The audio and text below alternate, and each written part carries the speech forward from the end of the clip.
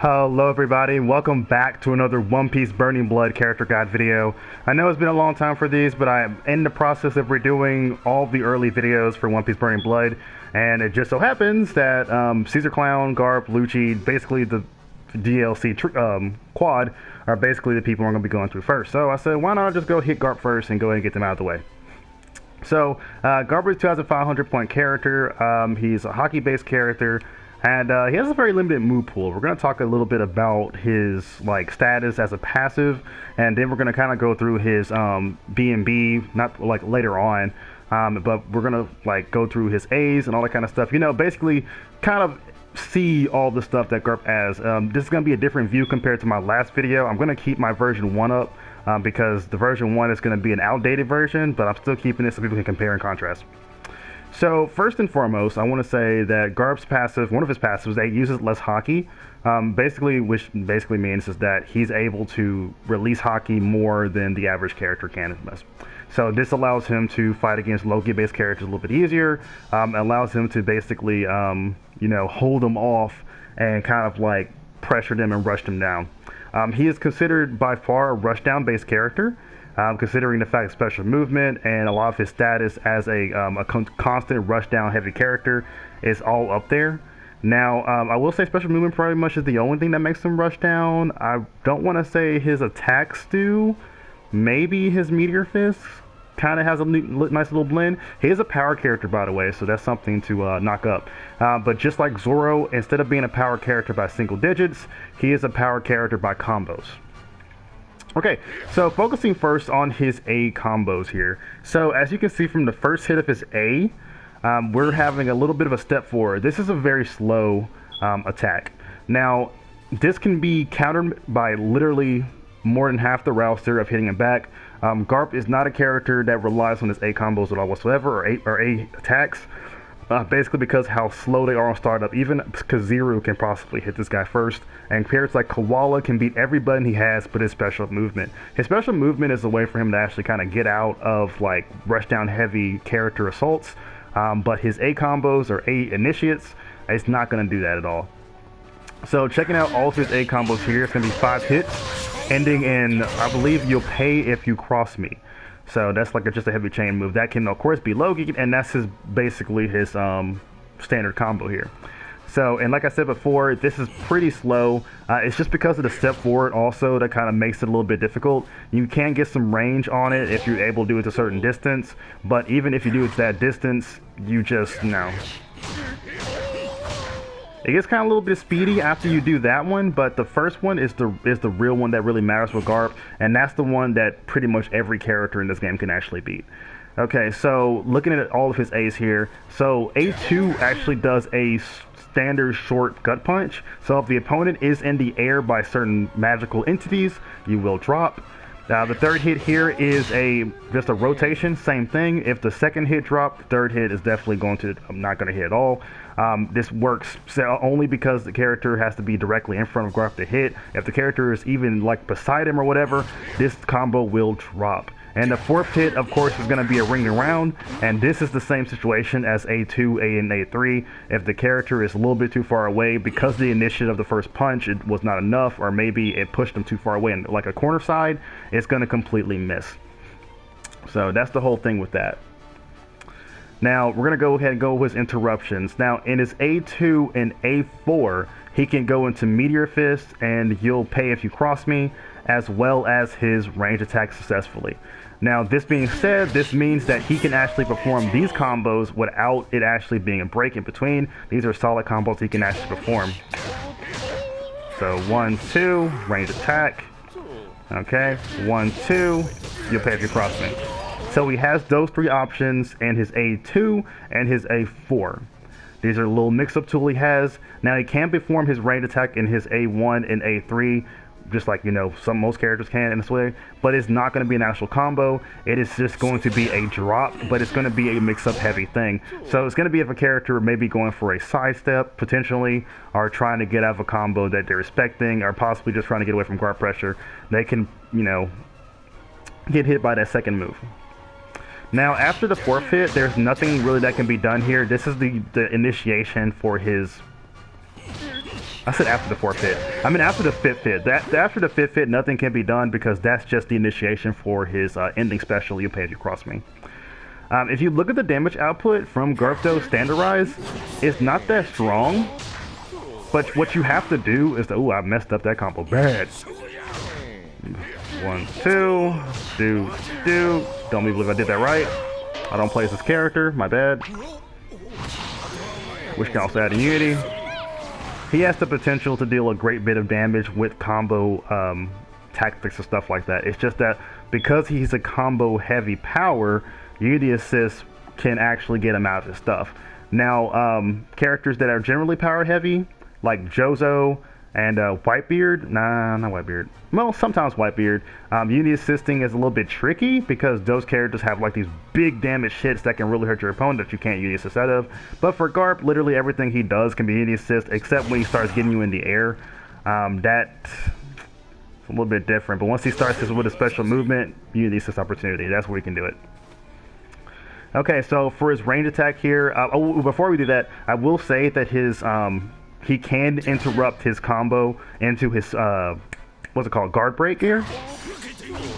Now let's talk about the guard break too. The guard break has actually 2 connections. The first connection is the initial, and the second connection is the knockaway.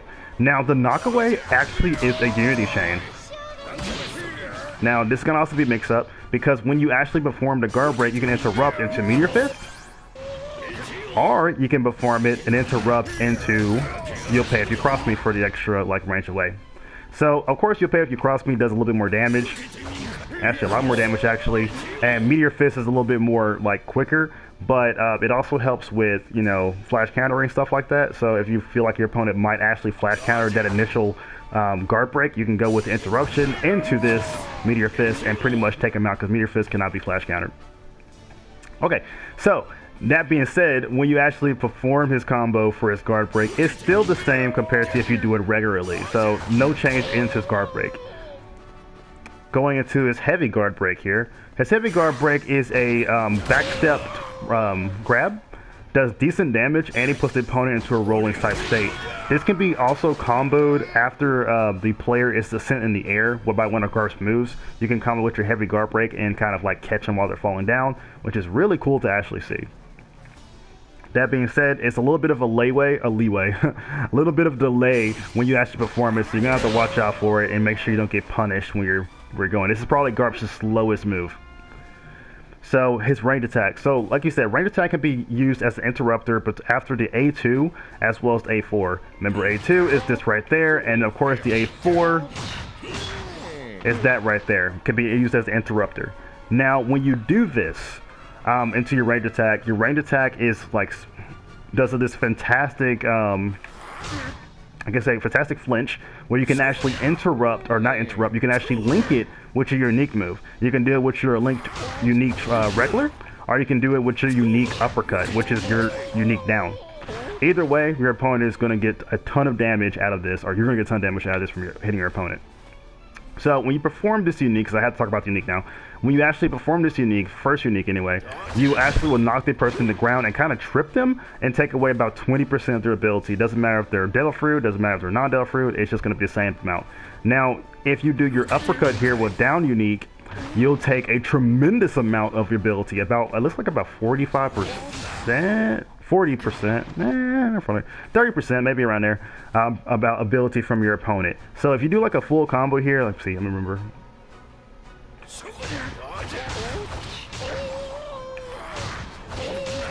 You can take your like a complete ability gauge from your opponent. That wasn't even remembering, I just did it and hopefully that worked. So that's why your range attack is also a very good tool. Now, because he does so many hits when he combos, you got to watch out for that, because it will drop if you extend it way too much. You got to remember how much hit stun you're actually putting on your opponent, because Garp drops a lot of combos, and it's for that very reason. Okay, so moving on here, we talked about the guard break.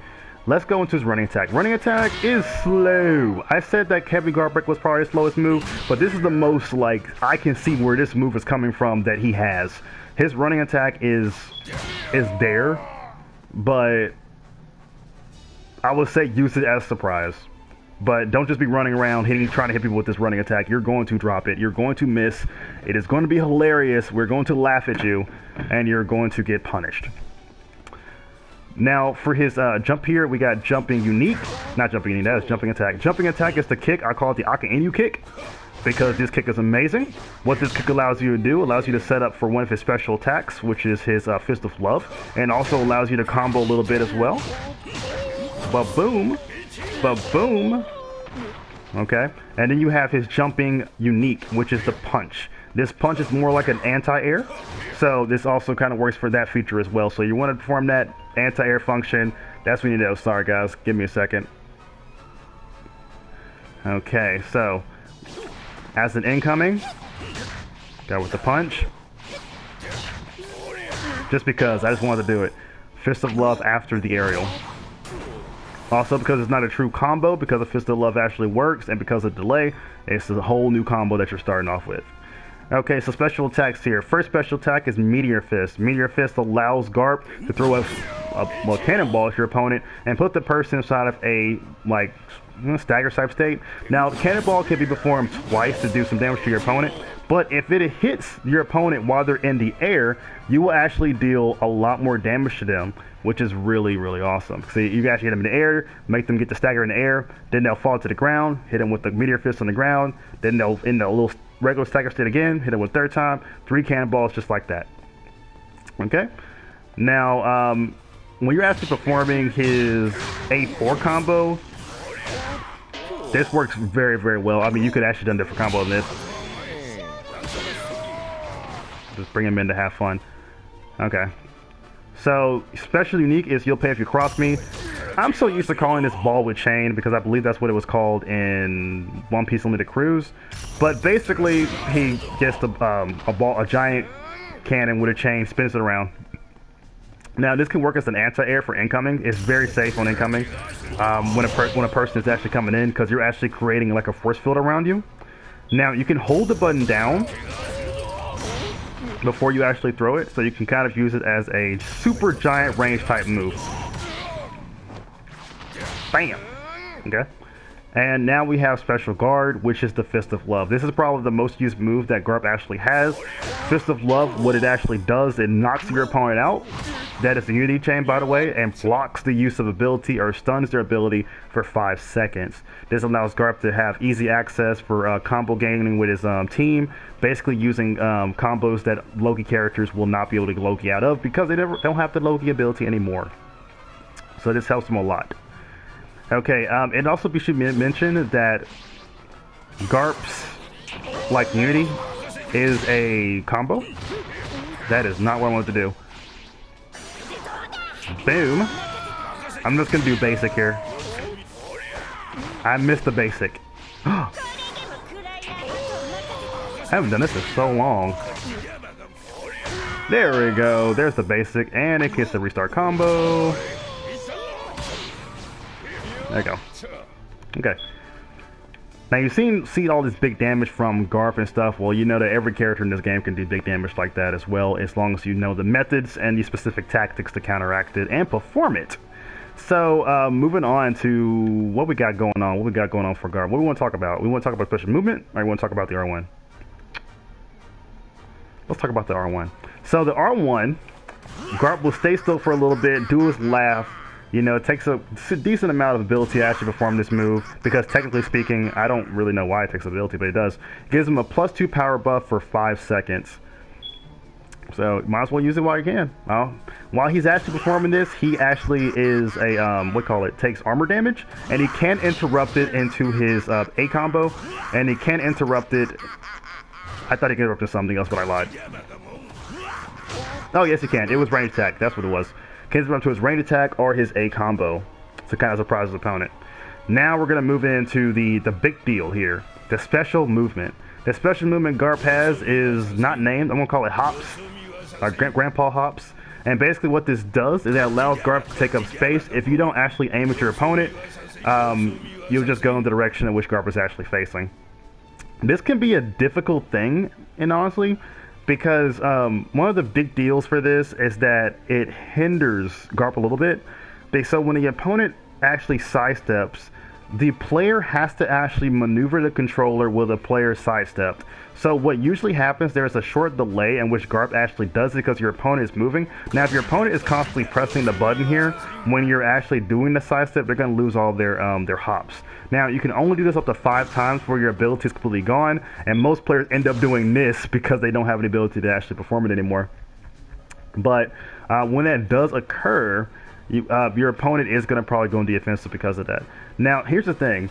When you're actually using the special movement or the grandpa hops, you have to pay attention to that ability bar.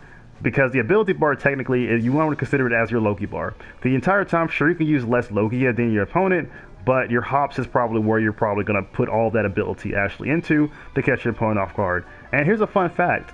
So, the hops allows you to actually have easy access to your Fist of Love, especially after the 3rd hit here. But here's the thing. At all the times Garp actually misses his special movement, this will allow you to prevent yourself from being hit by this combo here, where you actually could perform. Now, some players will actually try also to go for like the hops here, and they'll probably go for something like this. So that's also solid as well. That's kind of a max damage Garp combo. So it all comes to managing your ability gauge, and your opponent, when you're fighting them, also looking at that ability gauge. Garp is one of the few characters in this game who is heavily relied on his special movement.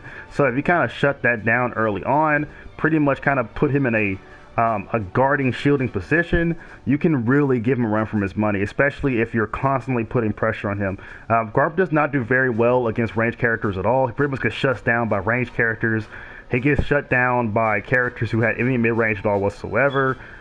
He gets countered pretty hard by characters with flash guards.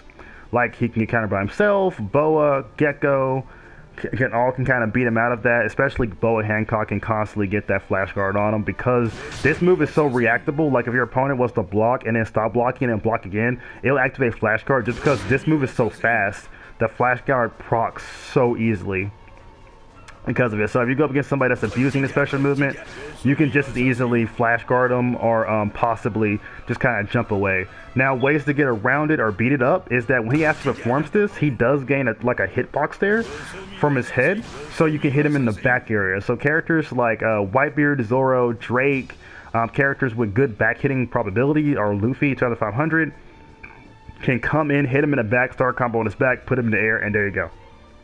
So even by missing this and trying to run away, you're going to get the Testero treatment and get hit in the back. Okay, going here, we're going to go to his explanation here. So his flash counter is like this punch here, and his flash guard is a flash guard that puts the person in a 2-second stun, which allows him to combo the person, you know, in a combo. Okay, so moving on here to his ultimate. So when he actually goes to his awakening, there's no benefits at all whatsoever. This is pretty much a moderate ultimate that he actually does gain. So his ultimate is a long distance one. Here's a little view.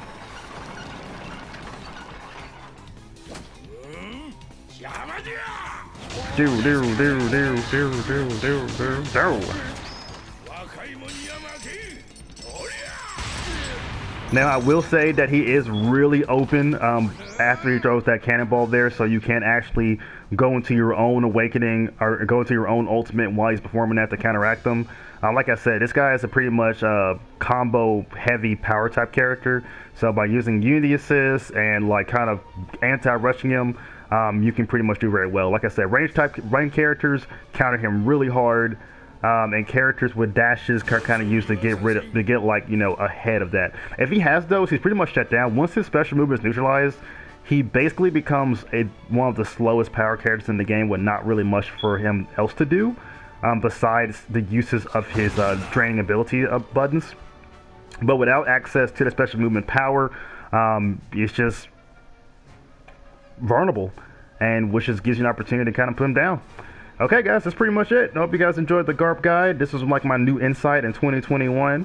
Until, you know, the rest of the tournaments and other guys come out, enjoy playing One Piece Burning Blood, and have a great day.